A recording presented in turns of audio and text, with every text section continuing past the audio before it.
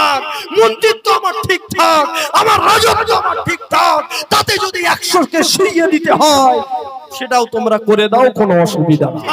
মন্ত্রিত্ব আমার ঠিকঠাক, আমার রাজত্ব আমার ঠিকঠাক, তাতে যদি 100কে সরিয়ে দিতে হয় সেটাও তোমরা করে দাও, কোনো অসুবিধা নাই। ওটাই চলছে বর্তমান আমাদের পশ্চিম বাংলায়, আমাদের ভারতবর্ষে ওটাই চলছে। এইচএস পাস করাতে গিয়ে, এমবিবিএস করতে গিয়ে তাকে এমন করে বড় লাকাবে পাস করাতে গিয়ে জমি পর্যন্ত বিক্রি করে দিয়েছে যে আমার ছেলে চাকরি পাবে, আমার ছেলে মাস্টার হবে, আমার ছেলে ডাক্তার হবে, তখন আমি আবার জমি কিনে নেব। সেই চাকরিগুলোকে আটকে রেখেছে, কোটি কোটি টাকা বাঁচাচ্ছে। কথা বুঝতে পারছেন না? কোটি কোটি টাকা বাঁচাচ্ছে, আর ওইগুলো নিয়ে লক্ষ্মীর ভান্ডার, এদিকে সাইকেল, এদিকে জামা, এদিকে চাল, এদিকে 350 করে টাকা। আগে ওইগুলো দে, আগে চাকরিগুলো দে, ওর থেকে কোটি কোটি টাকা বাঁচাচ্ছে। আমি এখানে মিটিং করতে আসিনি, আমি কি বোঝাতে চাইছি এটা বোঝেন। ফেরাউন গদিতে বসেছিল, মানুষকে আগে মূর্খ বানিয়েছিল, আর এখন গদিতে বসে আমাদের পরের জেনারেশন, আমাদের বাচ্চাদেরকে মূর্খ বানানোর পুরো পরিকল্পনা চলছে। কথা বুঝতে পারছেন? যখন শিক্ষিত হয়ে যাবে এদেরকে আর বোকা বানানো যাবে না। তাই শিক্ষার রসতলে যাক। গদি আমার ভাই, আমার দিকে খেয়াল রাখছেন? কথা বুঝতে পারছেন? ভয় করবেন না, একটা কথা আমি আপনাকে বলে দিয়ে যাচ্ছি, ভয় করবেন না। সত্যের জয় হবে। যার ভিতরে 3টে জিনিস থাকবে, নাসরুম মিনাল্লাহ ওয়া ফাতহুন করিম। আল্লাহ বলে 3টে জিনিস থাকতে হবে তোমার ভিতরে, তবে তুমি ফাতহ পাবে, তবে তুমি বিজয় পাবে। এই 3টে জিনিস হলো, আল্লাহর উপরে বিশ্বাস রাখতে হবে, ধৈর্য আপনার ভিতরে রাখতে হবে, ধৈর্যচ্যুত হলে হবে। আপনি মনে করছেন আমার লোক সংখ্যা কম, আপনি মনে করছেন আমার নেতা কেতা কম, আমার মেম্বার কম, আমার দলে এমপি কম, জনগণ আমার কম, এটা আপনি ভাবছেন? কোনো দরকার নাই। যুগে যুগে যত ইসলামের সঙ্গে যুদ্ধ হয়েছে, যুগে যুগে যত ইসলামের সঙ্গে বেঈমানদের সংঘর্ষ হয়েছে, সমস্ত জায়গাতে ঈমানদাররা কম ছিল, বেশি ছিল না। তারপরে পরাজয় হয়নি, বিজয় হয়েছে। জোরে বলে, আরো জোরে বলে। 3টে জিনিসের ভিতরে গলত থাকলে হবে না। কি বলছি? 3টে জিনিস। ধৈর্যচ্যুত হলে আল্লাহর সাহায্য আসবে না, ধৈর্যচ্যুত হওয়া যাবে না। 4টে শুয়েছে, আরো 10টা শুয়ে পড়বে। এমন করে হারাম খদ্দের হাত থেকে আমার বাচ্চাকে বাঁচাতে হবে, আমার দেশকে বাঁচাতে হবে, আমার জন্মভূমিকে স্বাধীন করতে হবে। তাতে আরো যাবে রক্ত, তাতে আরো যাবে সন্তান, তাতে আরো যাবে ঘাম, তাতে আরো যাবে শ্রম। তারপরেও রাসূল বলেছে, হুব্বুল ওয়াতান, দেশকে ভালোবাসা, জন্মভূমিকে ভালোবাসা, এটা হলো ঈমানের অঙ্গ। জোরে বলে, আরো জোরে বলে।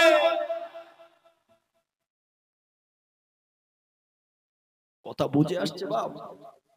সংখ্যা দেখে কোনদিন, সংখ্যা দেখে যুদ্ধ হয়নি। যদি তাই হতো বদরের যুদ্ধ হতো না, যদি তাই হতো উহুদের যুদ্ধ হতো না, যদি তাই হতো সিফিনের যুদ্ধ হতো না, যদি তাই হতো সালাউদ্দিন আইয়ুবী এমন করে জেরুজালেমের মসজিদ বাইতুল মুকদ্দাসকে তিনি উদ্ধার করতে যেত না। কেননা সালাউদ্দিন আইয়ুবী মাত্র 12,000 সৈন্য নিয়ে গিয়েছিল, আর গিয়ে দেখেছিল জেরুজালেমের মসজিদ বাইতুল মুকদ্দাস শরীফ 4 লক্ষ সৈন্য ঘিরে রেখেছে, 12,000এই কমপ্লিট করে ফেলেছে। আরো জোরে বলে। তাই সংখ্যা দেখে বিচার করবেন না, মারাত্মক ব্যাপার। ঈমান এমন একটা সম্পদ, ঈমান এমন একটা সম্পদ, ঈমানের ক্ষমতা আপনি জানেন না, ঈমানের ক্ষমতা আপনি জানেন না। ওহদের যুদ্ধ, বদরের যুদ্ধে কি হচ্ছে? মাইন্ডটা তো ডিস্টার্ব করছে কেন? আচ্ছা আচ্ছা ঠিক আছে। বদরের যুদ্ধে সারা রাত আমার নবী ঘুমায়নি। বদরের যুদ্ধের আগের দিন সারা রাত আমার নবী ঘুমায়নি। সারা রাত নবী কেঁদেছে, সারা রাত কেঁদেছে। সাহাবা কতজন? এই সাহাবা কতজন? 313 জন। আর কথা বলেন না ভাই, কথা বলেন। 313 জন সাহাবা, বিরোধী পার্টি হাজারের উপরে 1300 জন, আর এরা মাত্র 313 জন। কারা? আমার নবী সাহাবা। আল্লাহ নবী সারা রাত ধরে ঘুমায় না, সারা রাত ধরে কাঁদছে। আসেন আমার বাপেরা, নওজোয়ান তরুণেরা, এ নবী পাকের প্রেমিকেরা, ওয়াজটা আমার বুঝতে হবে কি আমি আপনাদেরকে দিয়ে যেতে চাইছি। এই যুবক শুনে রেখে দাও, আরে আল্লাহর মদদ তখনই আসে তিনটে জিনিস যখন আপনার আমার ভিতরে থাকবে। আল্লাহ বলে আমি আল্লাহর সাহায্য তোর নিকটবর্তী হয়ে যাবে। এ যুবকেরা, তরুণেরা, আল্লাহ নবী সাহাবারা 313 জন ছিল, কিন্তু তাদের সাহসে কোনো কমতি ছিল না। তাদের আল্লাহর প্রতি বিশ্বাস অগাধ ছিল, নবীর প্রতি বিশ্বাস অগাধ ছিল। এই যুবকেরা সাথে সাথে সাথে সাথে তাদের ভিতরে ধৈর্যের কোনো কমতি ছিল না। এই তিনটে জিনিস আল্লাহ নবী সাহাবাদের ভিতরে ছিল। ওদের যুদ্ধ শুরু হবে তার আগের দিন রাতের বেলাতে আল্লাহ বিদায় দিলেন। কিয়ামত পর্যন্ত আপনাকে ডাকার মতো, আপনার জিকির করার মতো, আপনার কথা মানার মতো এই দুনিয়ার জমিনে আর কেউ থাকবে না। আল্লাহ আপনার সাহায্যের কামনা করি। এই যুবকের আব্বার তরুণেরা সারা রাত ধরে নবী আমার কাঁদলে, এমন সময় দেখতে পাওয়া গেল আল্লাহ বাজে সালামকে ডাক দিলে, এ হযরতে জিবরাইল, আজ আমার নবী কাঁদে, আমার নবী জোর করে চোখের পানি ফেলে। ওদের প্রান্তরে আমি আল্লাহ সিলেক্টেড করেছি আমার নবী পাকের সাহাবাদের জন্য। আমি আল্লাহ পাক তিনটে সাহায্য পাঠাবো। আর যদি বলে তিনটে সাহায্য।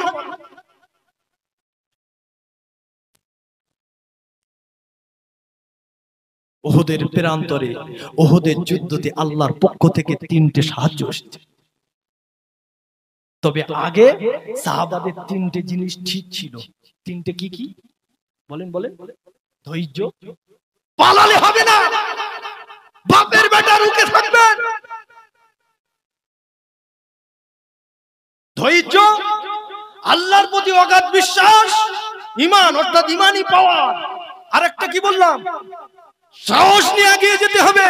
এই তিনটে থাকবে, আল্লাহ বলেন বিজয়ী তুমি নিকটবর্তী হয়ে গেছে। জোরে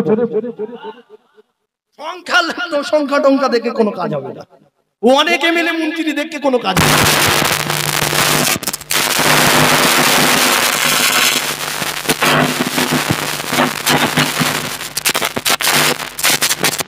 সাহায্য আমি আল্লাহ সিলেক্টেড করে ফেলেছি ওহদের বদরের প্রান্তরের জন্য, আমার রাসূলের সাহাবাদের জন্য, ইসলামের জন্য তিনটে সাহায্য আমি আল্লাহ রেডি করেছি। জোরে বলেন সুবহান।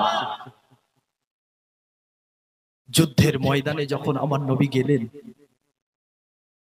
আগে থেকে রেডি হতে হবে তো যুদ্ধের ময়দানে। কথাগুলো শোনেন, আর কি বোঝাতে চাইছি ওটা বুঝে নেবেন। যখন যুদ্ধের ময়দানে পৌঁছে গেলেন, নবী আমার বললেন বদরের প্রান্তরে একদিকে বালি মাটি আর একদিকে এঁটেল মাটি, শক্ত মাটি। কথা বুঝতে পারছেন?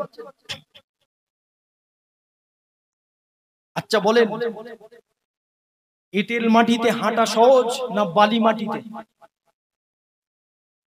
তাড়াতাড়ি বলেন। হ্যাঁ, শক্ত মাটি। দৌড়াদৌড়ি করা সহজ কোন মাটিতে? শক্ত মাটিতে। কিন্তু নবী আমার যেদিকে বালি মাটি, নবী সাহাবাদেরকে বললেন তোমরা বালি মাটির দিকে তাবু গাড়ো, এই বালি মাটির দিক থেকে আমরা যুদ্ধ করব। সাহাবারা একটু ক্ষান্ত হলেন, হুজুর কি ব্যাপার, এঁটেল মাটির ওই দিকটা শক্ত, ওটা ভালো ছিল, এদিকটা।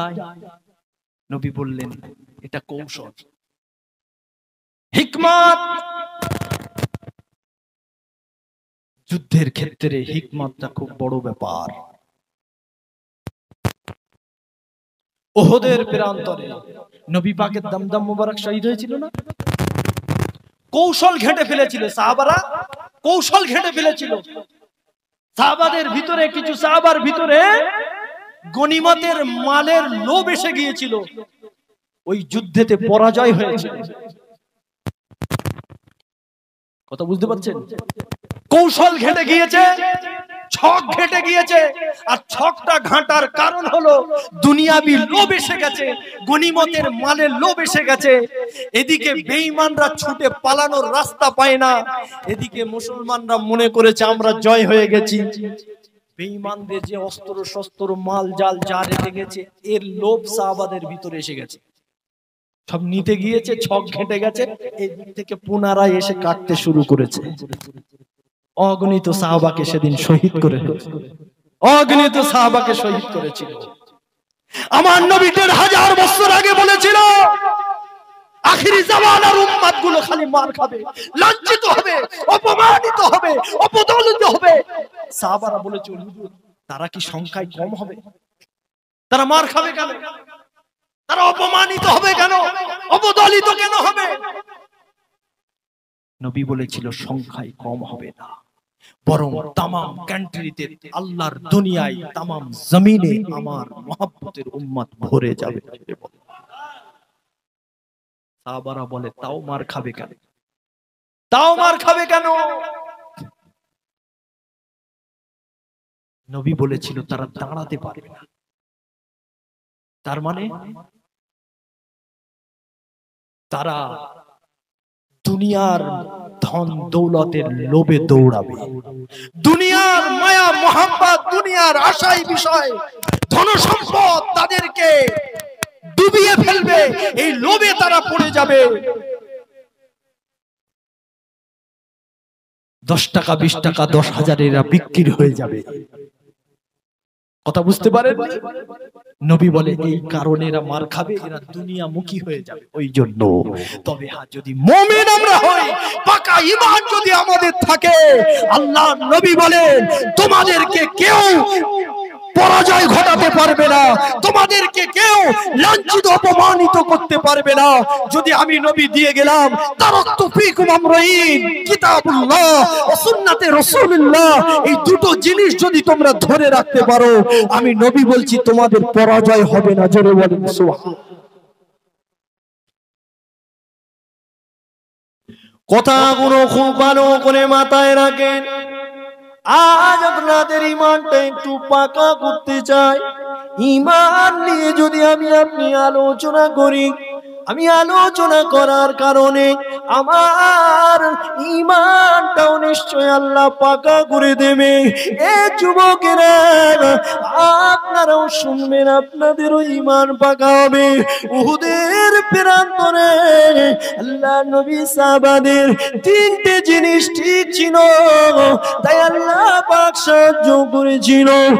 এমন করে বদরের প্রান্তরে আল্লাহ পাক বদরের যুদ্ধে এমন করে আল্লাহ জয়লাভ করিয়ে দিয়েছিল। এই যুবকেরা তরুণেরা আল্লাহ নবী সাহাবারা বলেছিল ইয়া রাসূলুল্লাহ হাবিবাল্লাহ, হুজুর বালি মাটির দিকে কেন, হুজুর এঁটেল মাটির দিকে কেন নিলেন না? আল্লাহ নবী বললেন এটা হিকমা, আল্লাহ নবী বললেন এটা কৌশল।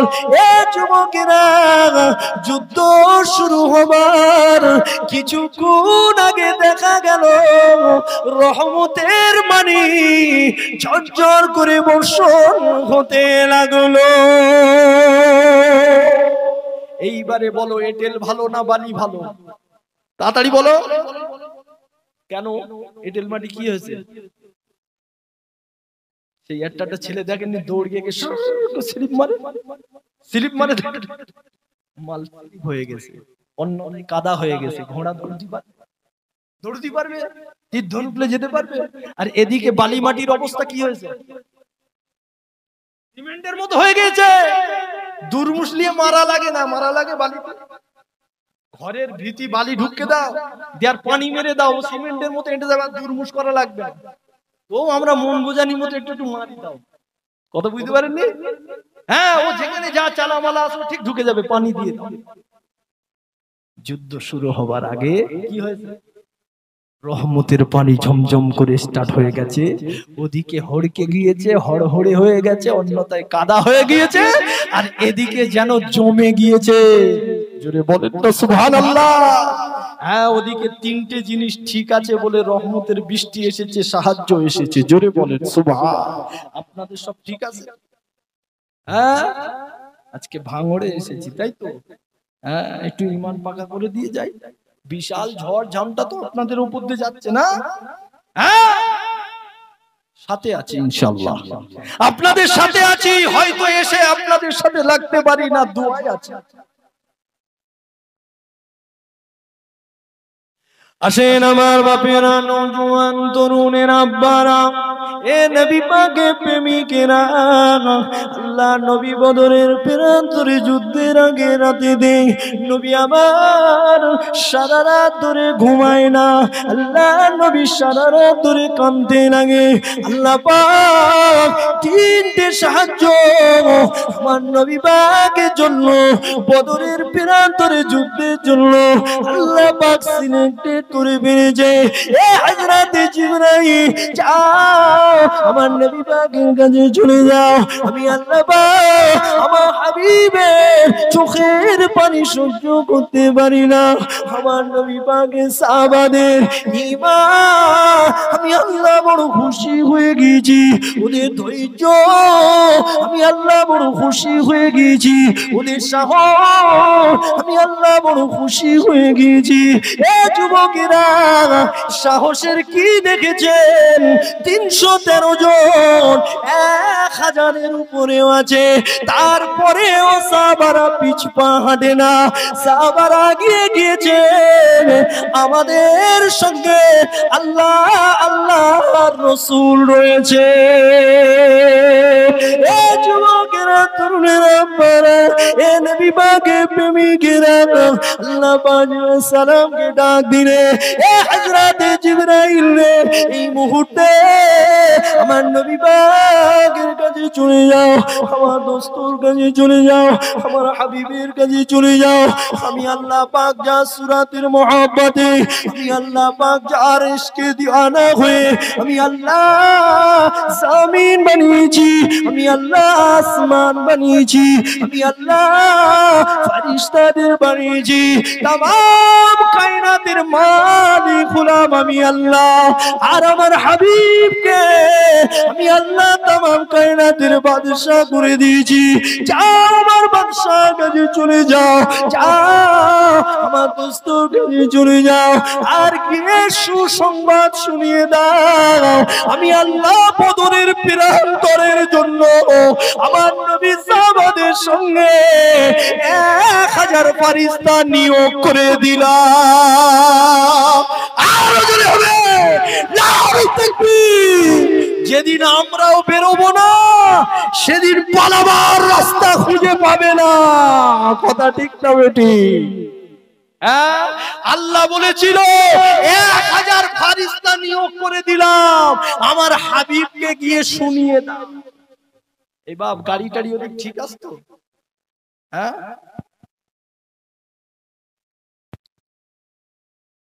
1000 ফেরেশতা নিয়োগ করে দিলাম। দেখতে পাবে না, কিন্তু মার সহ্য করতে পারবে না। জোরে বলেন সুবহানাল্লাহ। এই সেই আল্লাহ আজও আছেন না? ন্যায়ের পক্ষে যদি আপনি থাকেন, আপনি নিশ্চিন্তায় থাকেন, আর এই তিনটে জিনিসের একটাও কমতি রাখলে কিন্তু আল্লাহর সাহায্য আসবে না। ছেড়ে দেবে আর যুদ্ধে যাবে। হ্যাঁ, হযরতে হুসাইন হুজুর যুদ্ধের ময়দানে হযরতে হুসাইন হুজুরকে মারবে এরকম মায়ের নাম এমন করে কারবেলার প্রান্তরে ছিল না, এমন করে কারবেলার প্রান্তরে ছিল না। কেননা হযরতে ইমামে হুসাইন যেদিন কারবেলার প্রান্তরে নেমেছিল, হুসাইনের মাথায় যে পাগড়ি ছিল ওই পাগড়িটা দোনো জাহানের সুলতানের ছিল। জোরে হবে না, আর জোরে হবে না। হযরতে ইমামে হুসাইন গায়ে যে চাদর ছিল ওই চাদরটা খাতুনে জান্নাত আম্মা জান ফাতিমার ছিল। হযরত ইমামে হুসাইনের হাতে যে তলোয়ারটা ছিল ওই তলোয়ারটা পৃথিবীর অন্য কারোর নয়, ওটা হলো হযরতে আলী হুজুরের জুলফিকার নামক তলোয়ার। ওই তলোয়ারের সামনে কোন মায়ের সন্তান এমন করে হযরতে হুসাইনের সামনে আসবে? কোন মায়ের সন্তান হযরতে ইমামে হুসাইনের সামনে মোকাবেলা করতে ভয়েতে আসে না। হযরতে ইমামে হুসাইনের সামনে যদি আসতো, ইমামে হুসাইনের কাফেলা ছিল মাত্র 72 জনের কাফেলা, ওদিকে ছিল 60,000, ওদিকে ছিল 40,000। এই 72 জনকে মারতে তো 10 মিনিট লাগবে, কিন্তু কিতাব হলো কিতাবের ভিতরে পাওয়া যায় ইমামে হুসাইন যুদ্ধ করছে, প্রায় আসরের সময় হয়ে যাবার মতো হয়ে গেছে। যাই চলে বলতে পারো না, ফজরের পর থেকে যুদ্ধ শুরু হয়েছে মাত্র 72 জন। আমি আপনাদের বলেছি সংখ্যা দেখবেন না, সংখ্যায় যুদ্ধ হয় না। ইমানের বলে বলিয়ান হলে যুদ্ধ হয়, আল্লাহর প্রতি অগাধ বিশ্বাস থাকলে যুদ্ধ হয়।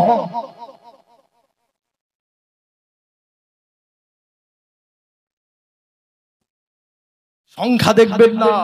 হযরত ইমামে হুসাইন হুজুর ফজরের পর থেকে যুদ্ধ শুরু করেছিল বিরোধী পার্টিদের সঙ্গে, জি নেমক হারামদের সঙ্গে। আসরের একটু আগে পর্যন্ত ইমামে হুসাইন বীর বিক্রমের মতো নানা জানের প্রচারিত ধর্ম কোরআনের বাতি জ্বালিয়ে রাখবার জন্য বীর বিক্রমের মতো তিনি যুদ্ধ করেছে। কত বিরোধী পার্টিকে জাহান্নামের টিকিট কাটিয়ে দিয়েছে। হযরত ইমামে হুসাইন শহীদটা হলো কখন? তখনই হয়েছে যখন তিনি নামাজকে প্রাধান্য দিয়েছে। এমন করে হাত দিলেন, ডাক দিলেন আর বললেন, ওগো তোমরা নামাজের কথা ভুলে গিয়েছো। আজকে যুদ্ধ করতে গিয়ে আহলে বায়েতদেরকে শেষ করতে গিয়ে নামাজের কথা ভুলে গিয়েছো। আমি হুসাইন কিন্তু নামাজ ভুলিনি। জোহরের নামাজ কাজা হয়ে যাচ্ছে, 4 রাকাত পড়বো না, মাত্র 2 রাকাত পড়বো। আমি ইমামে হুসাইন মক্কা থেকে এসেছি কারবালার প্রান্তরে, কুফা প্রান্তরে। আমি ইমামে হুসাইন মুসাফির, কেননা 1400 কিলোমিটার পাড়ি দিয়ে আমি এসেছি, তাই আমি মুসাফির। 4 রাকাত পড়বো না, 2 রাকাত পড়ার সুযোগ আমার করে দাও। জোরে হবে নারে তাকবীর। আমার ভাই জানেরা, আব্বা জানেরা, ইমামে হুসাইনকে শহীদ তো ওইভাবে করেছে। কিভাবে কিভাবে কি একটা বলে, পিছন দিয়ে মারলে কি বলে, কাপুরুষের মতো করেছে। বাপের বেটা হয়ে সামনে লড়তে লড়তে শহীদ করতে পারিনি, এটা আমাদের গর্ব, এটা আমাদের অহংকার। আমার রাসূলের নওয়াসা এমন করে সিজদায় পড়েছে, কাপুরুষের মতো মেরেছে। হযরত ইমামে হুসাইন জান্নাতে চলে গেছে। জোরে বলেন সুবহান। কাপুরুষের মতো মেরেছে, বাপের বেটার মতো সামনে এসে মারতে পারিনি। সিজদায় গিয়েছে, নামাজে দাঁড়িয়েছে। এমন করে বিরোধী পার্টিরা ভেবেছে এটাই আমাদের সুযোগ, নামাজ পড়ে আবার লাগলে কি হাল কি অবস্থা হবে, কতক্ষণ যুদ্ধ হবে ঠিক নাই, এখনই মার। আমি আপনাদেরকে কি বোঝাতে গিয়ে এদিকে আসলাম? নামাজ ছেড়ে দেবে, যুদ্ধ করবে? হ্যাঁ, 3টে জিনিস ঠিক রাখতে হবে। ঈমান ঠিক রাখো, আর আল্লাহর প্রতি অগাধ বিশ্বাস রাখো, ধৈর্য রাখো, সাহসের সঙ্গে এগিয়ে যাও। আল্লাহ বলে সাহায্য খুবই তাড়াতাড়ি তোমাদের কাছে চলে আসবে। জোরে বল। আসেন আমার বাপেরা, নওজোয়ান তরুণের আব্বারা, এ নবী পাকের প্রেমিকেরা, কি আমি আপনাদেরকে শোনাচ্ছিলাম বদরের যুদ্ধের জন্য আল্লাহ পাক তিনটে সাহায্য দিয়েছিল। একটা হলো এমন করে রহমতের বৃষ্টি দিয়ে বালি মাটিটাকে টাইট করে দিয়েছিল, আর আল্লাহ পাক এমন করে 1000 ফেরেশতা নিয়োগ করে দিয়েছিল, যাদেরকে দেখতে পাবে না তাদের মার কিন্তু সহ্য করা যাবে না। এ যুবকেরা, আর একটা সাহায্য কি ছিল? আল্লাহ নবী উহুদের এমন করে বদরের প্রান্তরে ওই যুদ্ধ হবার আগের রাতে নবী আমার সারা রাত তো ঘুমায়নি। আল্লাহ পাক আমার নবী পাকের সাহাবাদের দুশ্চিন্তা দূর করে দেওয়ার জন্য, ক্ষমতা পাওয়ারটাকে বাড়িয়ে দেওয়ার জন্য আল্লাহ নবী সাহাবাদের আল্লাহ পাক ওই বদরের যুদ্ধের আগের রাত্রে সকলকে ঘুম পাড়িয়ে দিলে। জোরে বলবেন না? ঘুম মানে কি জানেন? ঘুম মানে হচ্ছে চার্জ। যখন ব্যাটারি লো হয়ে যায় কি করি? চার্জে বসা। তো